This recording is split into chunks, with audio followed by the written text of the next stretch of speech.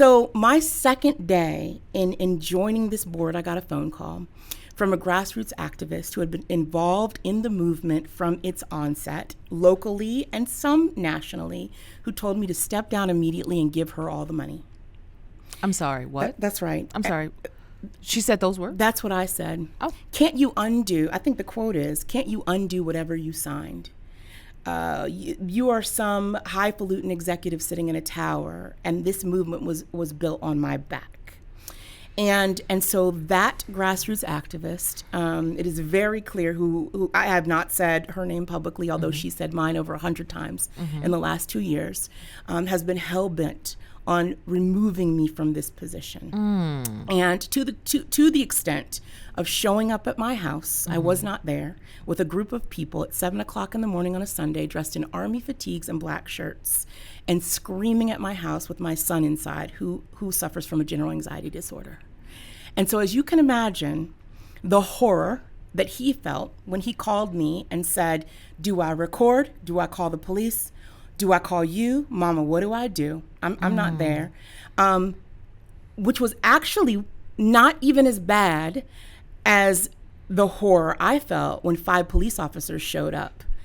And I had to scream to them to let them know that my son lived there. So the harm that this group of people has brought upon not only me and my family, but also our community by being so divisive was something that I never expected.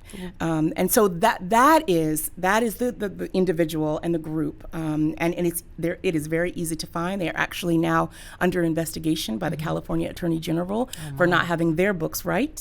Came out about 2 days ago. And they are not supposed to even be allowed to legally fundraise, which to my original point is why you need a nonprofit executive to lead a nonprofit, right?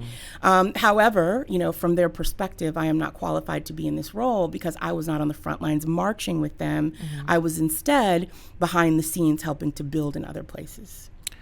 Would you, if the opportunity ever present, would you ever sit down and talk to her, find out what her She has my phone number. I was shocked when I found out who it was. The child got your phone number? I said, you didn't have to get on a plane and fly from Los Angeles and could have called me on the phone. And you didn't have to do this, But I think reconciliation, and I actually have talked to someone who specializes in reconciliation, requires admission and willingness to partner on both fronts. Yeah. This is also someone who tried to sue the foundation, me, and the other 2 board members in 2022 unsuccessfully. Was thrown out.